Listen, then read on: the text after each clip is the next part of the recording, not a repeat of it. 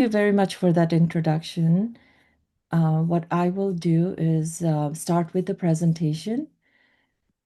So we have, and we're going to plan on speaking for around 40 minutes. I have a very short presentation followed by 12 minutes of video and 1 to 2 questions to Ayang Doma. So, first of all, this is something we have been talking about and working together on for several years now. And we've been able to and fortunate to give presentations and workshops in different places about this topic. And the fact that we're able to bring this conversation to this group is a very fortunate thing. Because the issue of synthetic khatas and lungtas are something that a lot of people are familiar with, are aware of, and concerned about. But the practical ways to change the situation and replace it with something that is biodegradable, but also at the same time to think about our consumption behavior and the need to even use too much product is something that we want to highlight through our presentation. And in our presentation, what we're also going to be sharing is how this journey began and some of the insights we've learned over the years. So when we first started, it was trying to figure out this issue of synthetic khatas and lungtas, and really even just to understand what and why we use khatas and lungtas, and that has now evolved over the years to become a much more layered understanding for us, which we will hopefully be able to show that to you today. So for me personally, as Maria mentioned, I'm a Sherpa anthropologist. I'm from Farak, which is basically some people might consider it the southern part of Khumbu or Mount Everest region. The picture you're seeing here is from Renjala. So the Renjo Pass that you go from when you walk from Tame towards Gokyo. So this is the pass you cross. And so at the highest part of that pass, you see a lot of prayer flags like this one. And so in the background is obviously Mount Everest, if you're familiar with the mountain ranges in the region. But the point really is, these khatas and lungtas are offered with a lot of reverence, a lot of devotion, and a lot of respect. And so these are really very important for the people who are offering it. But what it does when it leaves behind the synthetic microplastic in the local environment is something that I was also concerned about.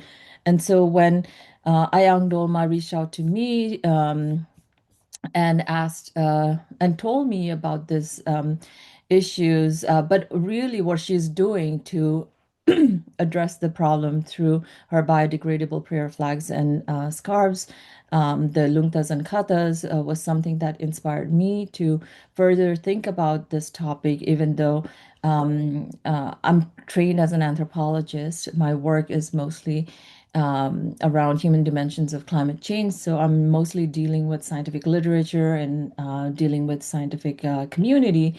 But in this case, to think about the locally grounded issue and challenges, ecological challenges brought about by our religious practices of offering khatas and lungtas was something I was inspired to look further into by Ayang Dolma.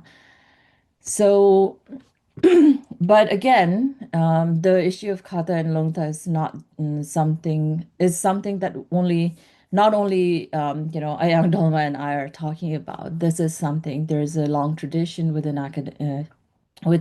academic spaces of bringing these issues out. But we see a lot of this in recent years. And as you can see, some of the articles that we've listed here are coming from after 2022. And I also want to point out and note the remarkable Kata documentary that Hwatsigel produced to bring light on the Tibetan side. and on the northern side of the Himalayas in Tibet. So what we are presenting and what we are showing is from the Nepali side, from the southern part of the southern side of the Himalayas. But the issue of khata and lungta is really bigger and wider than the Himalayas. So one of the scholars whose work has been very influential is Abrams Kavanenko. I hope I pronounced the name correctly, but where she's also talking about the Mongolian Buddhist waste, and that's something I wanted to note. Um, and the two people, Amy Holmes Taktung Darpa and Dr. Kalsang Dorji Bhutia. So both Dr. Amy Holmes Taktung Darpa and Dr. Kalsang Dorji Bhutia are also part of our conversation. So when Ayang Dolma reached out to me about khatas and lungtas, as somebody who's not trained in Tibetan studies or trained in Buddhism studies, or I'm not a religious scholar, so I really felt the that in this case I was really a student and I had to learn from other scholars, senior scholars, and colleagues. And so this is when I reached out to Dr. Kalsang Bhutia and Dr. Amy Holmes Darpa, and we started to expand this conversation beyond just Sherpa community, beyond just Nepal, beyond just thinking about it from an anthropological sense. And under their leadership, which really the way we've been thinking about biodegradable blessings has really expanded.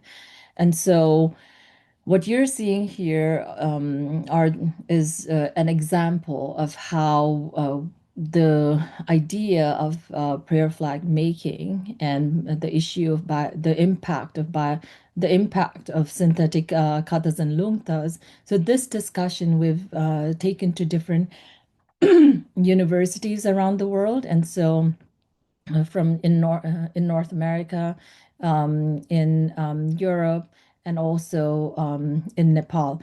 So, um, so with that, one of the things, the first things, but before we took this conversation forward and to different places, the first thing we did actually, and this was our first actual meeting in person. This is a picture from the summer of 2022 when I believe this is 2022 and not 23. But in any case, the first thing we did was actually visit Khalsang Dorji Bhutia's home in Sikkim and learned about the traditional ways in which khatas and lungtas were made. But in this case, we were focusing on the lungtas, the prayer flags. And so what you're seeing here is Ayang Dolma pressing the cloth to make the prints, and on the right side, there's me trying to make the ink with grains and later with soil. So all of this, this kind of actual meeting people and learning about different practices led to something which we have shared through the Sapiens article, which is open access and can be easily found on the internet. So this is where we present some of our ideas and also some of the ways we were initially thinking about this topic. And as you can see, the title of our presentation today is also inspired by the Sapiens article. But in any case, there are a few things I want to highlight. And from an anthropological perspective, this is where and how I'm seeing our insights and lessons that we have learned. So, Lungta and Khata materially embody the prayers and blessings that protect life across the Himalaya and beyond. And important life events are marked with khatas and ritually important times of the year with Lungta. So this really helps us to even consider kata and lungta for what they are. And the omnipresence of these materials today is possible because of the mass-produced synthetic fabric containing chemical dyes that are readily available and affordable. And in this case, the affordability is key because the fact that it can be easily afforded makes it easily accessible, and therefore mass consumption is possible. The widespread use of synthetic lungtas and khatas have replaced the traditional practice of making them with locally sourced ingredients such as grain, soil, and smoke. And so the fact that access to these locally sourced ingredients is difficult on the one hand, but on the other hand, the skills that are required to make the traditional khatas and lungtas are also diminishing, is resulting in this and and on the other hand, the very easily available and affordable khatas and lungtas make it very easy for us to just switch to synthetic khatas and lungtas.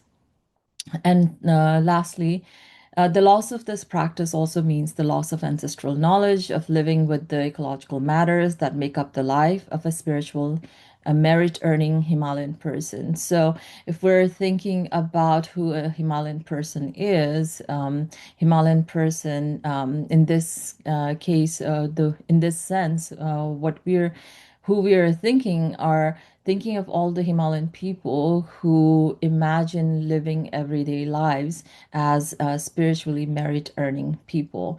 And so this is so all of this is also showing us how not only Himalayan personhood has changed and also but also how our ability to live as a spiritually merit earning Himalayan person, how that has shifted in recent years.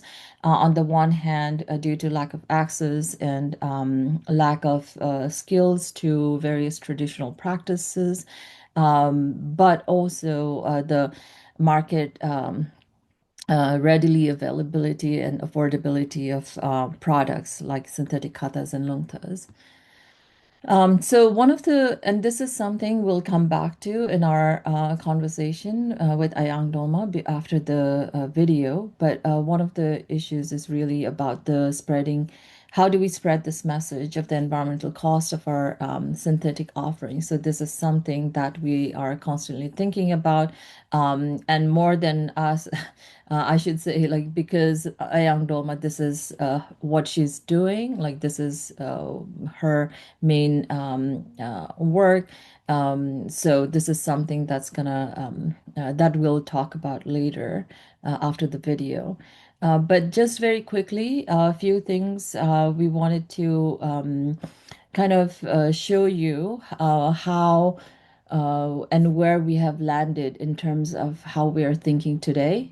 So there is this need for continual learning of the consequences of our affordable offerings. There's an unlearning of our excessive consumption behavior that's required, and revitalizing environmentally friendly production, just as the traditional practices. That would be ideal, and spreading awareness of the environmental cost of our synthetic spiritual offering is something that we collectively have been trying to do in different to different audiences in different venues. So this is more of an academic presentation up to now, but what is really important and exciting about this project is where it all started, and this brings us to the story of Ayang Dolma. And as you heard during the introduction, she won this award, and then that's where it seems like that's where the story started, but it's actually there was a lot of work that went in even before that. So maybe I'll stop here for a second and invite Ayang Dolma to say a few words about the starting days, or even introduce herself the way she would like to, and then we can slowly move on to the video after the introduction. Ayang Dolma, anything you'd like to add or introduce yourself? Thank you, Pasang Boini. Hello, everyone. So, yeah, just like she mentioned, the idea of making a biodegradable khata a business started from this award.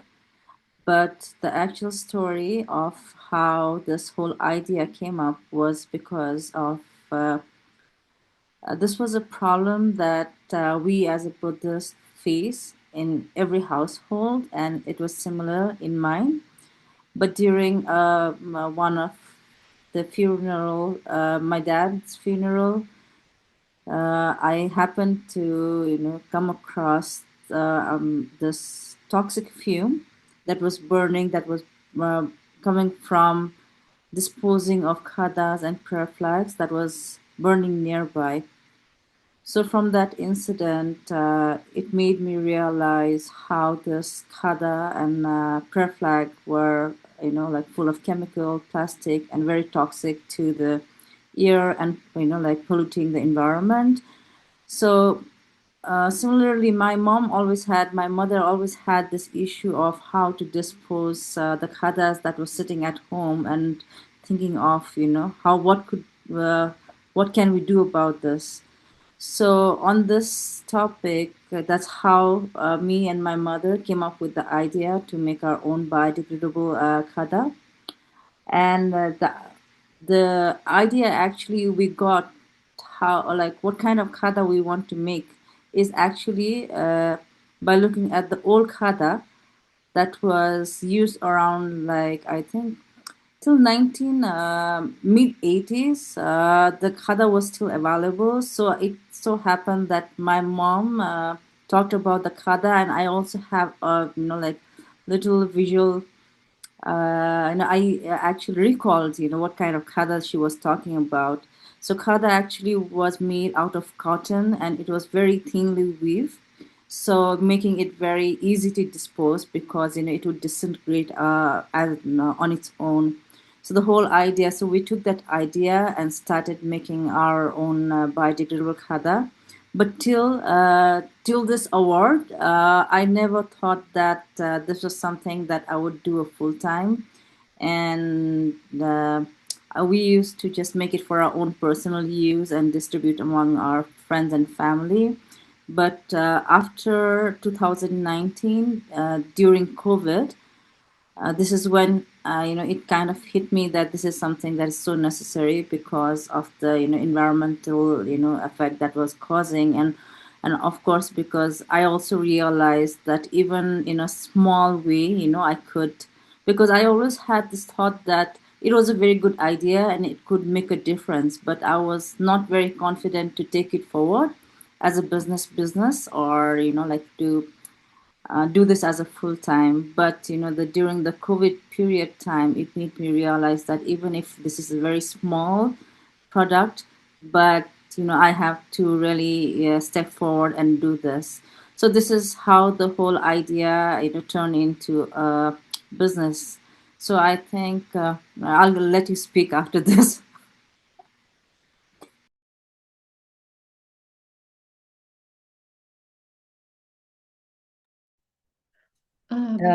Yeah, thank you. So in any case, after she won the award and this became a business, a lot of people began to notice, and so there has been a lot of national and international coverage of the work she's doing. And also, a lot of people have been starting to use her products, the biodegradable khatas and lungtas. And interestingly, a lot of the people who are using the products are people who are either working in nonprofit organizations or different kinds of organizations, which we'll hear from Ayang Doma after the video. So now I'm going to stop the presentation and um, switch to the video. Um, Give me 1 second.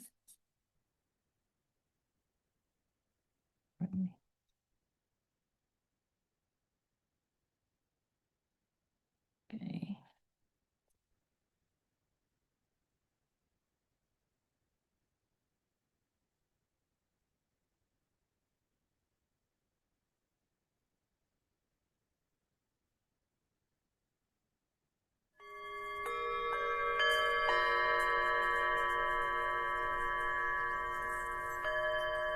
One thing about this prayer flag and khadas is if you don't talk about it, you don't notice. But if you really talk about it, everybody will say, oh, yes, this is true, and this is what's happening. Everybody knows about it. This awareness is not the problem. You just have to scratch a little, and then, people will started acknowledging it. Namaste, I'm Angdolma Sherpa. I'm founder of Utpala Craft. We make biodegradable prayer flags and khadas. I think that's much. So khata for us is like a ceremonial scarf that we use on a daily basis. So we use it so often, like almost, let's say for the birthdays, when people pass away, and for weddings, and also for like us any kind of ceremony. We receive these khadas so much that we actually have problem disposing it because it's of a synthetic fabric, and one way that we dispose is by burning. Most of the khadas have a print like this. This is like a Buddhist mantra. So the belief is when you burn, all this mantra actually will mix with the air, and the mantras will flow with the wind. The product that I make here is a prayer flag. We call it Lungta. So similarly, this prayer flag also has a very high religious value in our Buddhist culture, and all the prayer flag has mantras printed on them. But the only problem with this prayer flag is it's also made out of a synthetic fabric, and it's tied on a nylon rope. The khadas, actually we recycle it often in a Buddhist community, so it actually gets recycled, like a lot. But this prayer flag are mostly hung in the air for 15 to 20 days and are replaced by the new ones. So the why they replace is to make a space for the other prayer flags that needs to be hang. And these prayer flags are mostly hang on the higher grounds, with a similar belief that the mantras will actually flow with the wind from the higher ground and spread,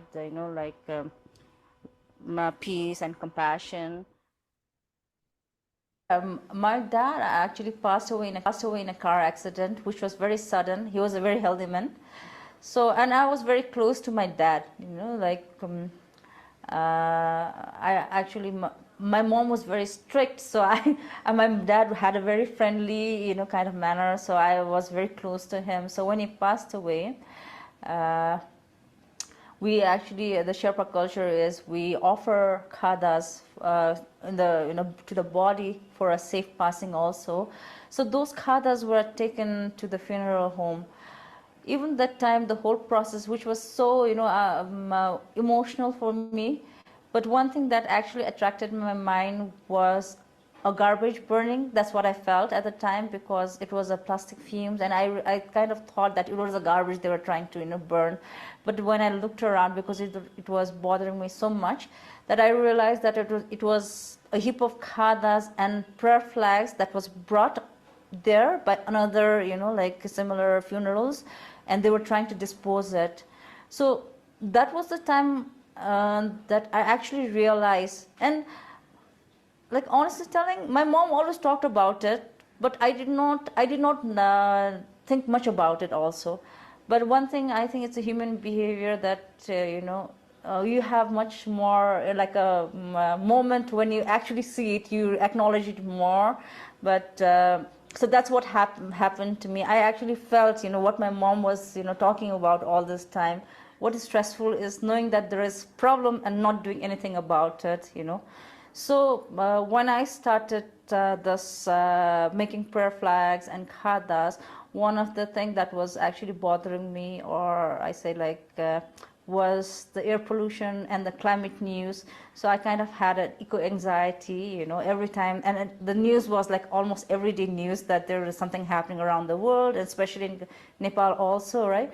So knowing that, I'm not sitting and just, being stressed about the problem, but actually I'm acting upon it.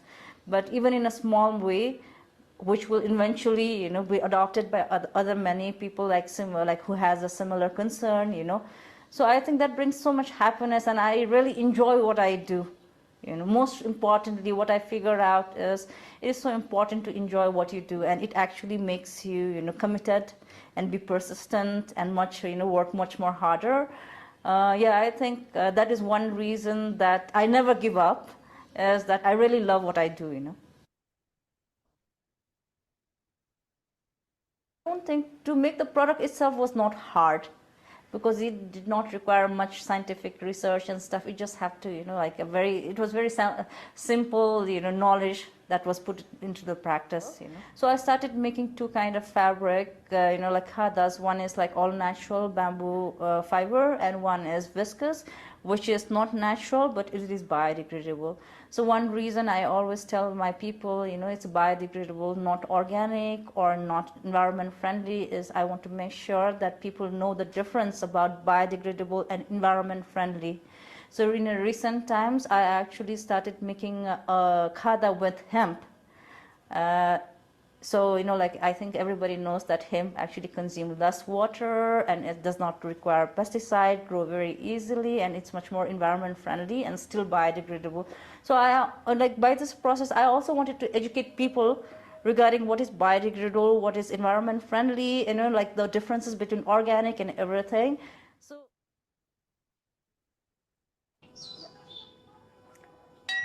welcome. Hello. Hi. So this is where my warehouse is. This is in Lalitpur, on the other side of the city. And this whole compound actually is a cushion compound mostly, but it has been leased by the donor, and we pay very minimum fee for the rent. And I do most of my warehousing here, and most of my worker also is stays around this compound. So yeah, let's go and see the warehouse now. We buy the fabric, and she cuts into the pieces. We take it to the printer and then bring it back here like this. And then we have women coming to sew. They take it back home, get done like this, and bring a final product like this. And then we sell it from here. So this place is actually mostly for the finishing product to see and to maintain the quality. And also we distribute from here.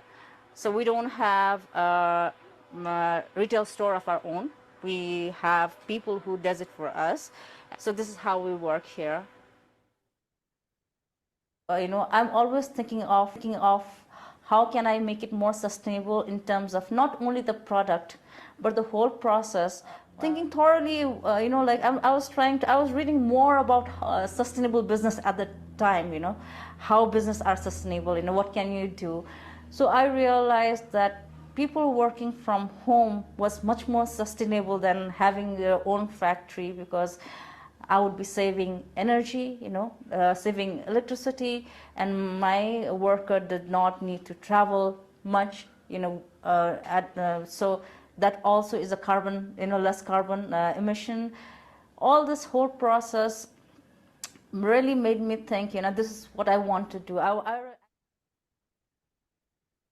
This tradition of using khata and cultural prayer flags has been going on for so many years, almost like I think 300-400 years back.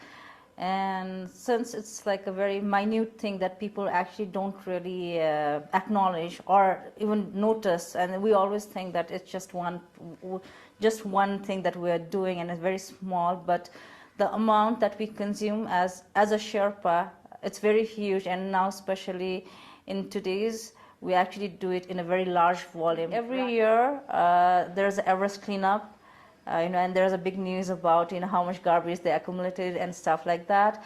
But I've seen that they never talk about the prayer flags and khatas, whereas, the people who have visited there, they know there is khatas and prayer flags, it's hung from the sea level to the summit, but they never acknowledge. And I'm very surprised that, that they don't acknowledge this as a waste or, like a source of microplastic, because one thing, now I think of it, it's because of the cultural importance and the religious belief. And, and this is something that people are very scared of talking about, like especially the negative. But this can be done in a proper way also. You don't have to let go of the culture or the religion.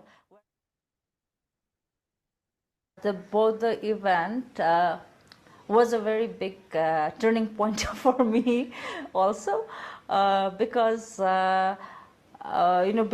Bodh itself is such a huge place that all Buddhist people know, and is also a World Heritage Site.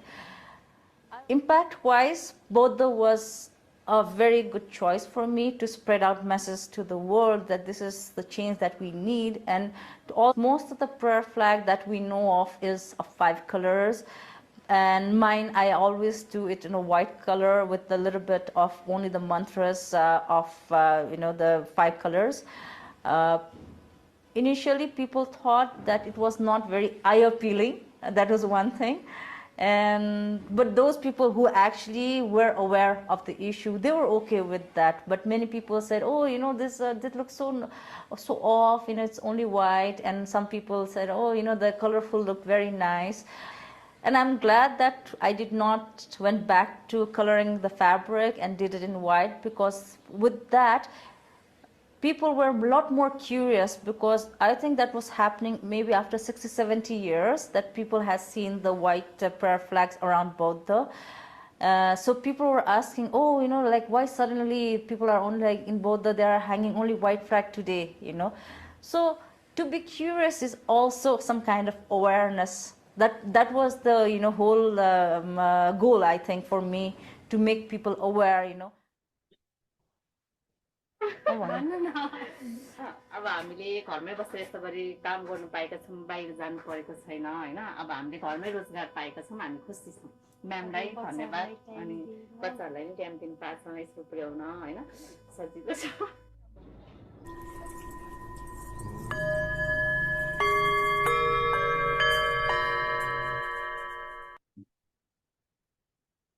Okay. Since the last piece, I did not put the subtitle, so I'll just translate. They were expressing how happy they are to be able to stay at home and work from home, so that they can actually give time to their family as well. And they were thanking Ayang Doma. For maybe we'll speak for another 5 minutes. And I wanted to ask Ayang Doma for the last 5 minutes who are using the khatas and lungtas, because it's been quite a few years now that you've started this business and started to sell the product. So who are the users of your khatas and lungtas, and what are your hopes for the future? So earlier, when I started this as a business, and I won the award actually was sponsored by WWF Nepal. So they were the first consumers, and it so happened from them, more like a lot of the NGOs and conservational organization, they started receiving the khatas that WWF was giving out, and they really liked the products. So at present, most of the conservational organization, like organization related to climate change, they mostly use biodegradable khata. And also there are a few schools that actually happen to change the practice of using the synthetic khatas and change to biodegradable khata, also to educate their student about the plastic waste in form of microplastic in the clothes, right? And the interesting thing is we have had since past 2 years we have a very huge number of tourism industry that use biodegradable khada. And not only that, but they are also, because since we have been working in this initiative, we have been talking with them about the consumption pattern. So the tourism industry, the users, they're actually trying to control the khadas they are giving out, coordinating with the hotels that they work with. So that is a good news that has happened since last year. And of course, the Kumbu region, the community of Kumbu has been very actively in using the khadas and prayer flags. Uh, there are a few monasteries that has come on board this year, like Tegar and RYI. Yeah, I think that's two monasteries. Since like I think this, I started this business around 2021, and the growth has been very steady. It's giving the price of the khadas, comparing the price with the synthetic khadas is a little bit more expensive, but the growth has been, like I'm happy with the growth. And for future, I think for future, I would like, since we have been talking about this topic so often, I would, I think the good thing would do be, I think I don't think that's a right way, but as a business, the good thing would be that more people adopt biodegradable khatas. But I think the right would be that people realizes the value of why they are like giving out khadas, and why they are hanging the prayer flags, because in recent time the cultural the practice has become so big that like we have, like I Pasangla was talking earlier, the consumption is way more than what's needed. So I think the future, I actually would like that people are mindful, especially of how they use khada, who they give out to, what is the purpose, and definitely if they really need to use that, and how to dispose, so I think that is the hope that I have with the whole this thing. Um, I think that brings us to the end of our presentation. I will turn to Ayang Doma for any final words before we open for Q&A. If you have anything to add or any last words before we open the Q&A. uh, yeah, I think we have summed up everything so far. But yeah, the fact that more, like more people are interested to learn about this project itself is a big, step for us, because earlier when I started, I always thought that I would be the only one, talking about this. But as this, as the, I think as we started meeting people, especially after the both the event that we did, I approached, Dr. Pasan Yangji, and through her I met Dr. Kalzang and Emila, and it it is so amazing because sometimes I feel that I'm meant to do this, the khada thing, not as a business, but the whole, it gives me so much hope meeting like-minded people, and especially with people wanting to know more about this project gives me a lot of hope that, this is going in the right direction. So yeah, I think that's what I would like to say. Thank you. Off to you, Maria.